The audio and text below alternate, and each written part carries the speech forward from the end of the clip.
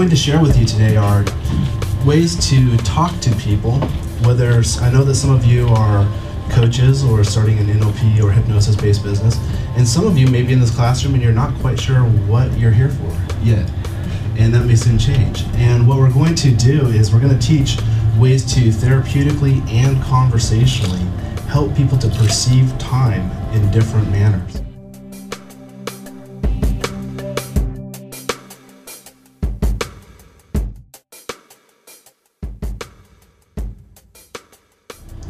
Milton Erickson also noticed that when he would talk to his patients, and they would describe an event like having lunch yesterday, that it seemed like it was just right there. But when they thought about an experience like playing on the playground when they were in grade school, it was way back there as a memory. And there's a spatial difference that happens in the way that we code our experiences and the way that we code memories so that we can recall them. And when you begin to realize this and you work with people or you just use this conversationally, it becomes very powerful.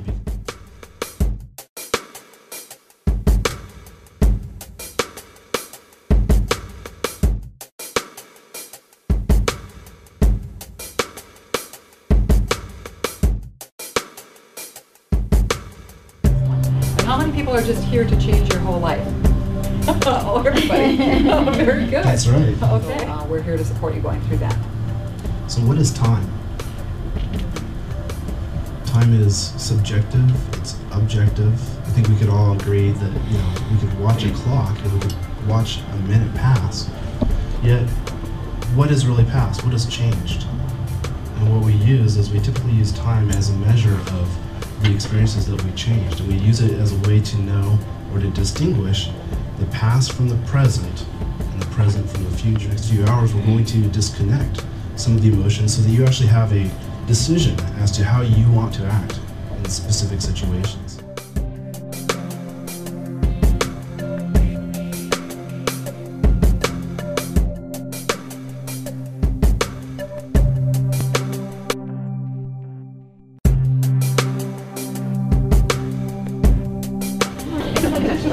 Anything else come up? Yeah. I'm interested in how Timeline work serves as a structure for sort of a beginning point to figure out what's going on. Perfect. It seems kind of skeleton to me. It's the beginning. Okay, we will fill it in. What else come to mind? Patty, I'm interested in regression. Regression. Okay. Actually, this Timeline Imagery is the same. I don't know if you've ever read Dr. Brian Weiss's books. Junior Academic Masters. This is what he does. Change. Everything is change.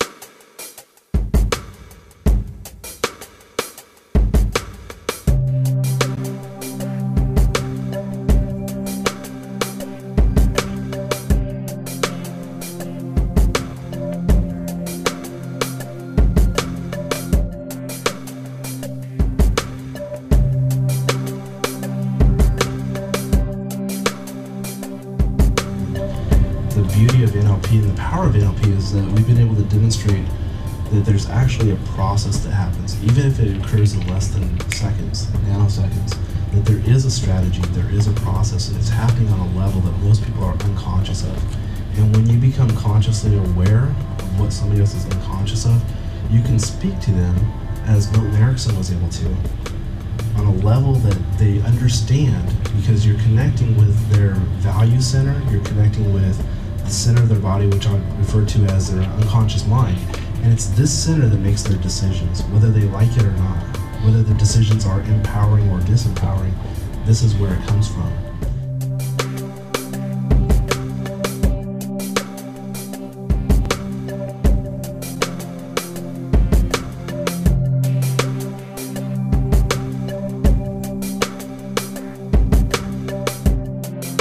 Similar to classical conditioning, when Pavlov would ring the bell and the dog would salivate, that's a distortion of an event.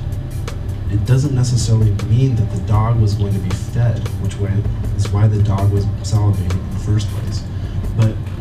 distortion. It's the same way that I can walk over here. I can work this kind of door, and the one with like the little round knob too. I know how to work those too, because I'm able to generalize. I can look at something, I understand its purpose, I understand its function to a degree, and if it's relatively similar, then it must work this way. And we do this in our relationships, we do this in our work, we do this in our communication. And sometimes it's powerful because think about how would you react to somebody if you had to start from scratch every time you had an experience with a new person? Think about that. What do I do?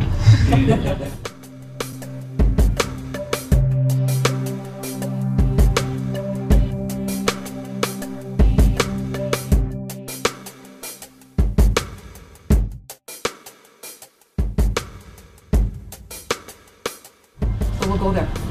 Just a question. When you do that little exercise and you said, visualize everybody in the room, can you visualize yourself? And I can't.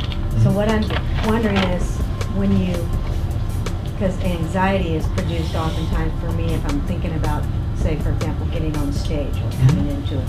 So you visualize yourself going on stage, and that produces all this anxiety because you see yourself up there.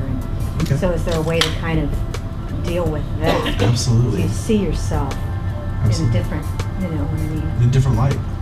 That internal representation is I see myself up there nervous. Yeah. So what am I going to do? Yeah. We'll get into that, but one thing that Good question. you could consider, yeah, that's a great question. One thing you could consider is what happens 15 minutes after you were on stage? Is there anxiety then? It's exhilarating. Okay. So what we're going to learn how to do is to take that 15 minutes after in time and move it to before the event so that you can experience whatever you're experiencing right now before the event. How would that be? In a powerful process, you get an emotional state. Your emotional state affects your behavior. No matter how logical you are, no matter how rational you can be about a situation, the bottom line is your emotions are going to determine your outcome. And if you're a very rational person, what you're going to do is you're going to experience an emotion, and you're going to go and find facts. Actually, this is something that Steve says in one of his seminars, and I really like it. You're going to go find facts to prop up your emotions so you can feel safe about that. And consider somebody who has anxiety, fear, shame, and guilt running in the background, chewing up their quote-unquote memory as if it were a computer. Does this make sense to you? It's going to slow down the way that they move towards what they want. So somebody that, say, they're dealing with shame and they've got to do sales, it's probably not going to work too well. If they're dealing with anxiety and they've got to present or they've got to meet new people or network, that's probably not going to work too well. It's going to hold them back. One of the major goals for us today is to figure out for you what things are holding you back with these emotions and to clear these, and so that you can move forward towards what you want.